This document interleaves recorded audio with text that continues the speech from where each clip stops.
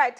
Let's shift tracks now to some more breaking updates. This again coming from the courts, but from the Supreme Court this time around, where on the issue of parties using religious names and symbols, the Election Commission has put the ball in the Supreme Court's court, essentially saying that at this point in time, specifically talking about two parties, AIMIM and IMUL, the Election Commission said that both parties have registered prior to 2005 and there's no power with the EC to deregister such parties, hence they cannot act against them. At this point in time, let me go across to my colleague Harish.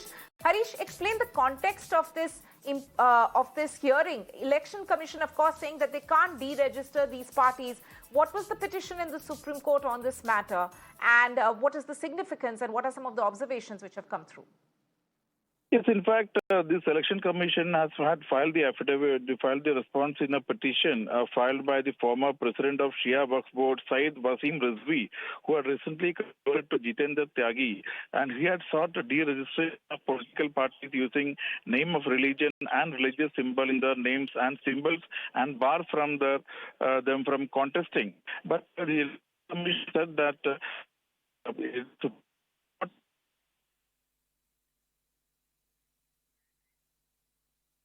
Right, my colleague Harish there reporting from the Supreme Court on this important hearing where the Election Commission has in fact presented their point of view with regard to parties using names and symbols, religious names and symbols, and essentially saying that they cannot act against certain parties, especially those who have registered prior to 2005 for technical reasons. And so if they are using religious names and symbols, that is in the domain of the top court to take a decision on it.